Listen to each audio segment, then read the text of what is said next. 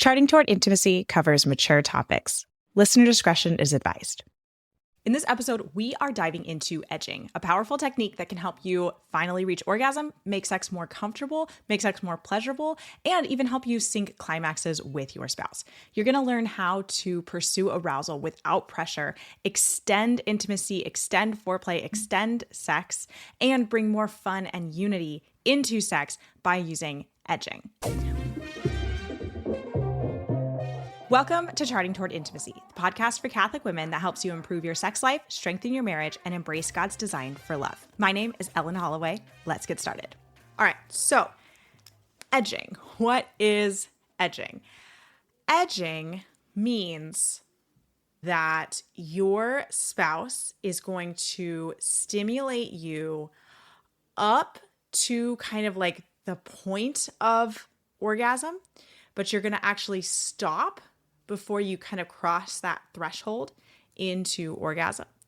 And you're going to kind of let yourself cool off, maybe for a few seconds, maybe even a few minutes. And then you're going to start getting aroused again. So your husband's going to come back and do more stimulation, oral stimulation, manual stimulation, maybe making out whatever was bringing you or whatever you want to do, and bring you up toward the point of orgasm again, and stop and let yourself cool down. And edging can be done as many times as you desire. But that's what edging is it's like you're allowing yourself to get sexually aroused and getting very close to the point of orgasm, but you actually stop before you reach orgasm. So why would we do edging? Where would edging be helpful? I want to talk about a couple of different use cases for edging. One is if you have not experienced orgasm before, edging can be very helpful to just kind of get familiar with like what is sexually arousing to me without feeling like this pressure of orgasm, especially if as you get closer to orgasm, your body starts tensing up or you're feeling like overwhelmed by the feelings. Edging can be super helpful here. And so you can agree beforehand, make sure you guys are both on the same page about trying edging. You can agree beforehand that you will stop when it starts feeling overwhelming, and you'll let yourself cool down a little bit and then go again.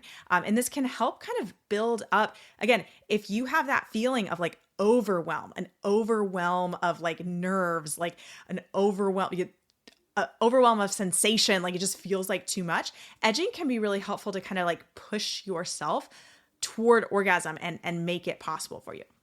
Another place where edging can be super helpful is if you are feeling like some slight pain with intercourse and you're just kind of feeling like maybe your vaginal canal isn't widening enough, or your vaginal opening isn't widening enough, or your vaginal canal isn't lengthening enough. You feel like there might be some like bumping against the cervix, or like you're just feeling like just a little bit of discomfort there in the actual feeling.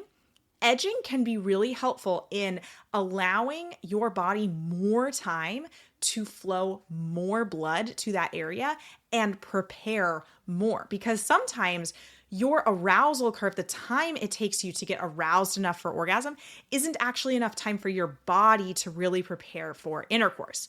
So edging can be super helpful in maybe you plan to edge like 2 or 3 times before you move to intercourse, and that actually allows intercourse to be more comfortable for you.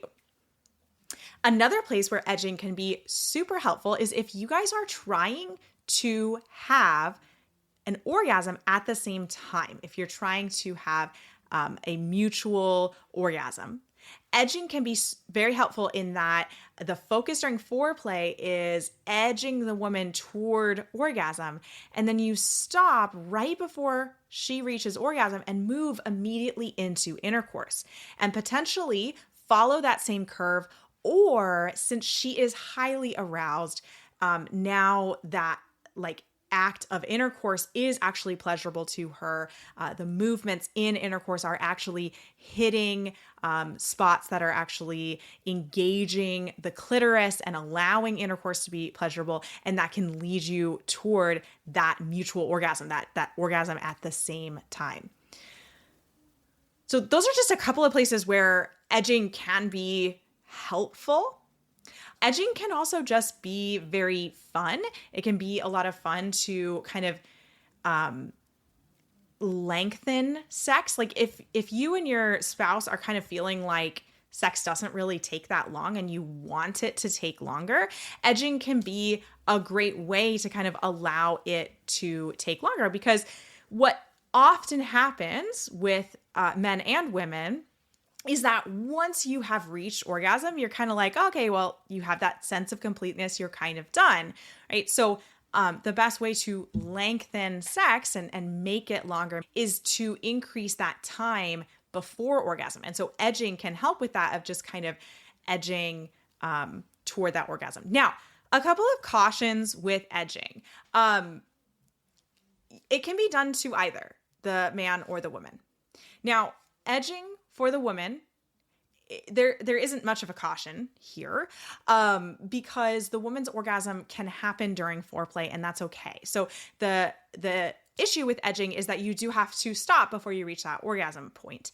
And so while you're trying it the first couple of times, you might not know where that threshold point is and when to stop. And so you may actually cross the threshold of orgasm. So the concern for women is if you don't want to have an orgasm during foreplay, if you want to only have one orgasm and you want to have it during intercourse, then you have to pay attention to where that threshold point is and try not to go past that threshold point into orgasm before you get to intercourse.